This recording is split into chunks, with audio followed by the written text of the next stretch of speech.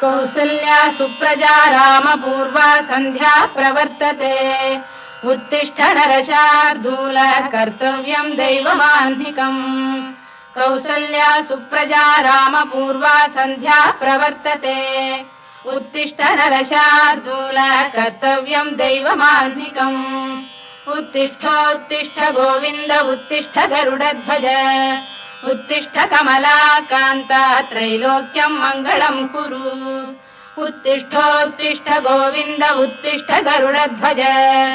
उत्तिष्ठ कमलाकान्ता त्रैलोक्यं मङ्गलं कुरु मातः समस्त जगतां मधुकैटभारे वक्षो विहारिणि मनोहर दिव्यमूर्ते श्रीस्वामि निःश्रित जनप्रियदानशीले श्रीवेङ्कटेश दयिते तव सुप्रभातम् मातः समस्त जगतां मधुकैटभारे वक्षो विहारिणि मनोहर दिव्यमूर्ते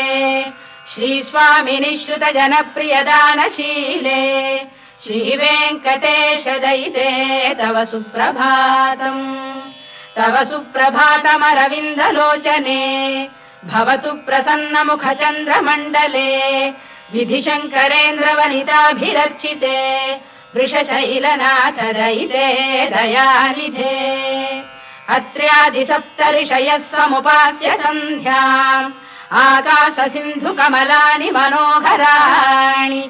आदाय पादयुगमर्चयितुम् प्रपन्नाः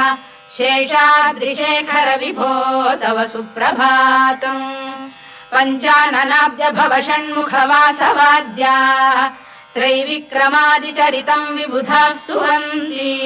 भाषापतिः पठति वासरशुद्धिमारात् शेषाद्रिशेखर विभो तव सुप्रभातम् ईषत्प्रफुल्ल सरसीरुहनारिकेलपूगद्रुमादिसुमनोहर पालिकानाम्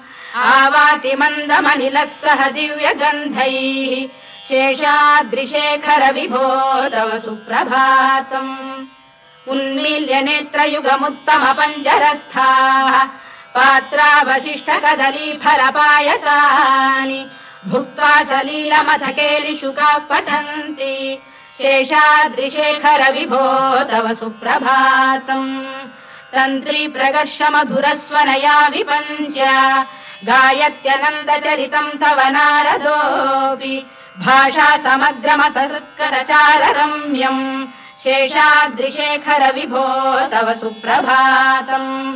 भृङ्गावळी च मकरन्दरसानुविद्ध झङ्कारगीत निनदैः सह सेवनाय गिर्यात्युपान्त सरसी कमलोदरेभ्यः शेषाद्रिशेखर विभो तव सुप्रभातम् योषा गणेन वरदध्नि विमथ्यमाने घोषालयेषु दधिमन्थन तीव्र घोषाः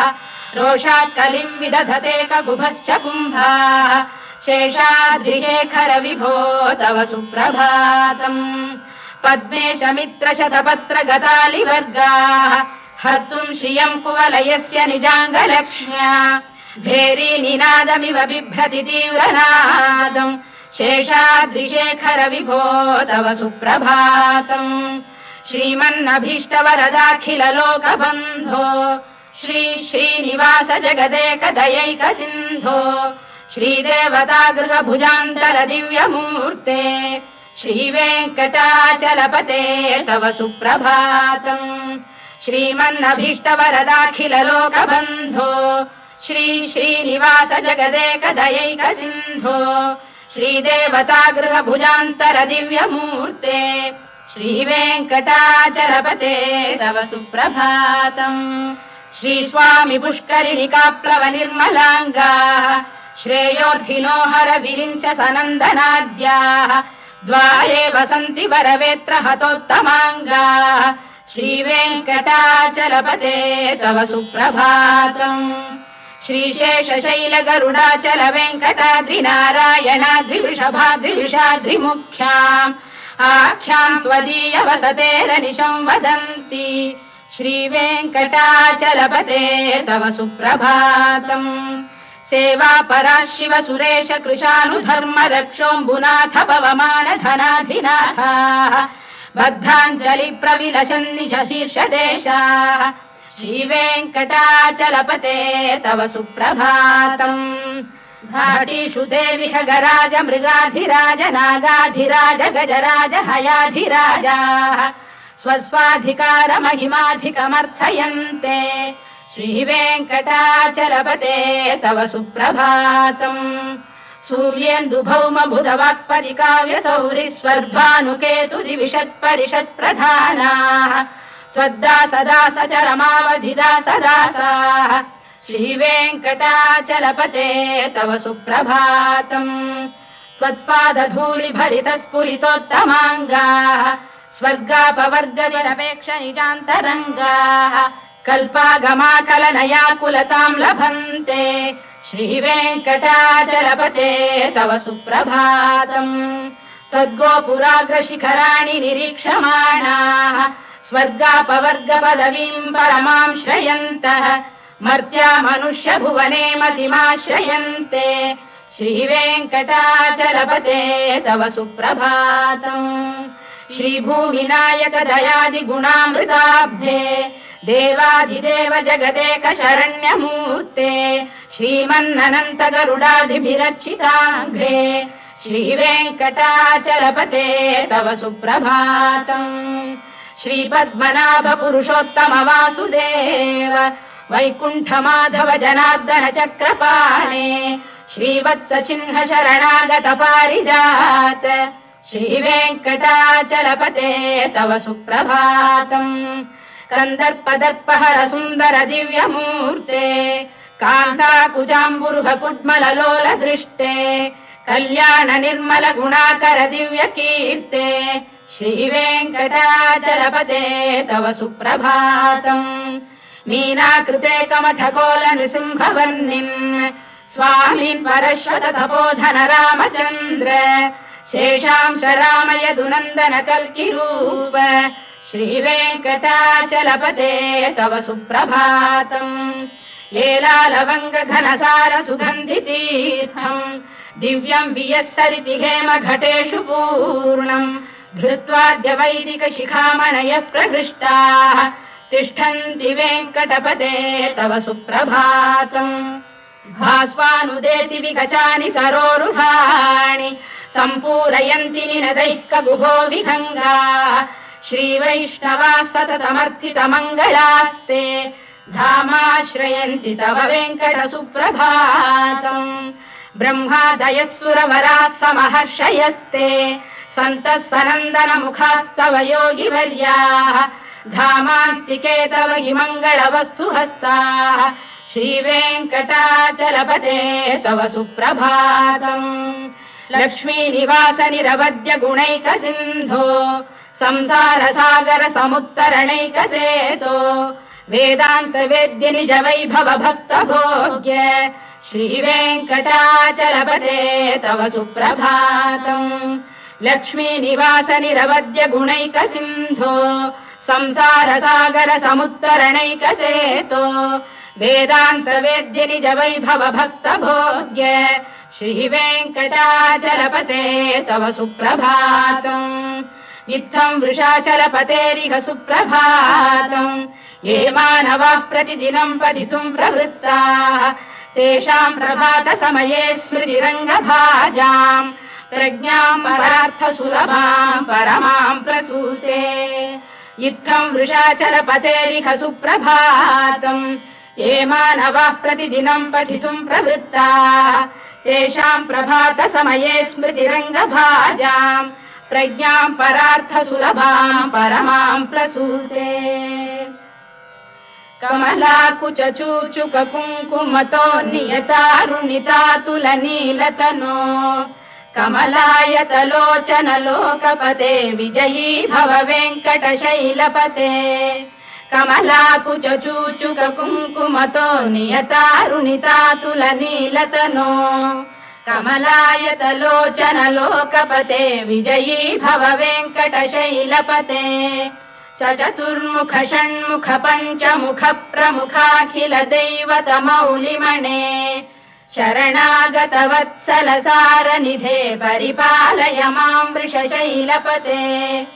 अतिवेलतया तव दुर्विषहैरनुवेलकृतैरपराधशतैः हरितं त्वरितं वृषशैलपते परया कृपया परिपाहि हरे अधिवेङ्कटशैलमुदारमतेर्जनदाभिमताधिकदानरतात् परदेवतया गदितान्निगमै कमलादयितान्न परं कलये कलवेणुरवावशगोपवधू शतकोटिवृता स्मरकोटिसमात् प्रतिवल्लविकाभिमतात् सुखदात् वसुदेवसुतान्न परं कलये अभिराम गुणाकरदाशरथे जगदेकधनुर्धर धीरमते रघुनायक राम रमेश विभो वरदो भवदेव दया जलधे अवनीतनया कमनीय करं रजनीकर चारु मुखाम्बुरुहम् रजनीचर राजतमो मिहिरं महनीयमहं रघुराममये सुमुखं सुहृदं सुलभं सुखदं स्वनुजं च सुखायममोघशरम्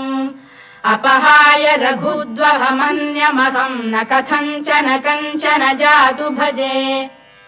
विना वेङ्कटेशं ननाथो ननाथ सदा वेङ्कटेशं स्मरामि स्मरामि हरे वेङ्कटेश प्रसीद प्रसीद प्रियं वेङ्कटेश प्रयच्छ प्रयच्छ विना वेङ्कटेशं ननाथो ननाथः सदा वेङ्कटेशं स्मरामि स्मरामि हरे वेङ्कटेश प्रसीद प्रसीद प्रियं वेङ्कटेश प्रयच्छ प्रयच्छ अहं दूरतस्ते पदाम्भोजयुग्म प्रणामेच्छयागत्य सेवां करोमि सकृत्सेवया नित्यसेवा फलं त्वं प्रयच्छ प्रयच्छ प्रभो वेङ्कटेश अज्ञानिना मया दोषानशेषान् विहितान् हरे क्षमस्वत्वं शेषशैलशिखामणे अज्ञानिना मया दोषानशेषान् विहितान् हरे क्षमस्वत्वं शेषशैलशिखामणे ईशानां जगतोऽस्य वेङ्कटपतेर्विष्णोः परां प्रेयसीं तद्वक्षस्थलनित्यवासरसिकां तत्क्षान्तिसंवर्धिनीं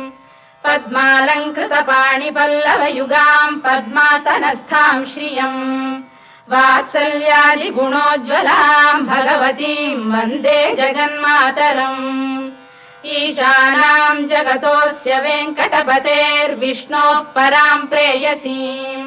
तद्वक्षस्थलनित्यवासरसिकां तत्क्षान्तिसंवर्धिनीं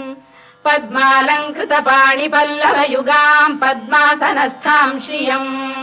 वात्सल्यादिगुणोज्ज्वलां भगवतीं वन्दे जगन्मातरम् श्रीमन्कृपाजलनिधे कृत सर्वलोक सर्वज्ञ शक्तनत वत्सल सर्वशेषिन् स्वामिन् सुशील सुलभाश्रित पारिजात श्रीवेङ्कटेश चरणौ शरणं प्रपद्ये श्रीमन्कृपाजलनिधे कृत सर्वलोक सर्वज्ञ शक्तनत वत्सल सर्वशेषिन् स्वामिन् सुशील सुलभाश्रित पारिजात श्रीवेङ्कटेश चरणौ शरणं प्रपद्ये आनूपुरार्पित सुजात सुगन्धि पुष्प सौरभ्य सौरभकरौ समशन्निवेशौ सौम्यौ सदानुभवनेऽपि नवानुभाव्यौ श्रीवेङ्कटेश चरणौ शरणं प्रपद्ये सद्यो विकासि समुदित्वरसान्द्र राग सौरभ्य निर्भर सरोरुह साम्यवार्ताम् सम्यक् सुसाहसपदेषु विलेखयन्तौ श्रीवेङ्कटेश चरणौ शरणं प्रपद्ये रेखामयध्वज सुधाकलशातपद्रवज्राङ्कुशाम्बुरुह कल्पक शङ्ख चक्रैः भव्यैरलङ्कृततलौ परतत्त्वचिह्नैः श्रीवेङ्कटेश चरणौ शरणं प्रपद्ये ताम्रोदरद्युतिपराजित पद्मरागौ बाह्यैर्महोभिरभिभूत महेन्द्रनीलौ उद्यन्नखांशुभिरुदस्त शशाङ्कभासौ श्रीवेङ्कटेश चरणौ शरणं प्रपद्ये सप्रेम भीति कमलाकर पल्लवाभ्याम् संवाहनेऽपि सपदिक्लममादधानौ कान्ताववाङ्मनस गोचरसौ कुमार्यौ श्रीवेङ्कटेश चरणौ शरणम् प्रपद्ये लक्ष्मी मही तदनुरूप निजानुभाव नीलादि दिव्यमलिशीकर पल्लवानाम् आरुण्य संक्रमणतः किल सान्द्ररागौ श्रीवेङ्कटेश चरणौ शरणम् प्रपद्ये निद्यानमद्विधि शिवादि किरीटकोटि प्रत्युक्त दीप्तनवरत्नमः प्ररोहैः नीराजना विधिमुदारमुपादधानौ श्रीवेङ्कटेश चरणौ शरणम् प्रपद्ये विष्णु पदे परम इत्युदित प्रशंसौ यौ मध्व उत्स इति भोग्यतयाप्युपातौ भूयस्ततेति तव पाणितल प्रतिष्ठौ श्रीवेङ्कटेश चरणौ शरणम् प्रपद्ये पार्थाय तत्सदृश सारथिना त्वयैव यौ दर्शितौ स्वचरणौ शरणम् व्रजेति भूयोऽपि मह्यमिहतौ करदर्शितौ ते श्रीवेङ्कटेश चरणौ शरणम् प्रपद्ये मन्मूर्धिकालियपणे विकटाटवीषु श्रीवेङ्कटाद्रिशिखरे शिरसि श्रुतीनाम् चित्तेऽप्यनन्य मनसाम् सममाहितौ ते श्रीवेङ्कटेश चरणौ शरणम् प्रपद्ये अम्लानहृष्यदवनीतलकीर्ण पुष्पौ श्रीवेङ्कटाद्रिशिखराभरणायमानौ आनन्दिताखिल मनोनयनौ तवैतौ श्रीवेङ्कटेश चरणौ शरणम् प्रपद्ये प्रायः प्रपन्न जनता प्रथमावगाह्यौ मातुस्तनाविव शिशोरमृतायमानौ प्राप्तौ परस्पर तुलामतुलान्तरौ ते श्रीवेङ्कटेश चरणौ शरणम् प्रपद्ये सत्त्वोत्तरै सतत सेव्य पदाम्बुजेन संसारतारकदयार्द्रदृगञ्चलेन सौम्योपयन्तृमुनिना मम दर्शितौ ते श्रीवेङ्कटेश चरणौ शरणम् प्रपद्ये सत्त्वोत्तरै सतत सेव्य पदाम्बुजेन संसारतारकदयार्द्रदृगञ्चलेन सौम्योपयन्तृमुनिना मम दर्शितौ ते श्रीवेङ्कटेश चरणौ शरणम् प्रपद्ये श्रीशश्रिया घटिकया त्वदुपाय भावे प्राप्ये त्वयि स्वयमुपेय दया स्फुरन्त्या नित्याश्रिताय निरवद्य गुणाय तुभ्यम् स्याम् किङ्करो वृषगिरीश न जातु मह्यम् श्रीशश्रिया घटिकया त्वदुपाय भावे प्राप्ये त्वयि स्वयमुपेय दया स्फुरन्त्या नित्याश्रिताय निरवद्य गुणाय तुभ्यम् स्याम् किङ्करो वृषगिरीश न जातु मह्यम् श्रियकान्ताय कल्याण निधये निधयेऽर्थिनाम् श्रीवेङ्कटनिवासाय श्रीनिवासाय मङ्गलम् श्रियकान्ताय कल्याण निधये निधयेऽर्थिनाम् श्रीवेङ्कटनिवासाय श्रीनिवासाय मङ्गलम् लक्ष्मी सविभ्रमालोक सुभ्रू विभ्रम चक्षुषे चक्षुषे सर्वलोकानाम् वेङ्कटेशाय मङ्गलम् श्रीवेङ्कटाद्रिशृङ्गाग्रमङ्गलाभरणाङ्ग्रये मङ्गलानाम् निवासाय श्रीनिवासाय मङ्गलम्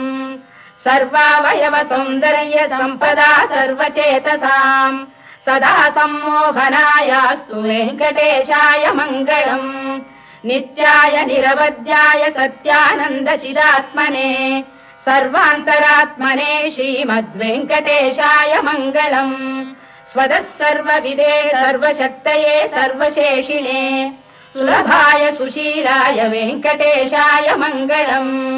परस्मै ब्रह्मणे पूर्णकामाय परमात्मने प्रयुञ्जे परतत्त्वाय वेङ्कटेशाय मङ्गलम्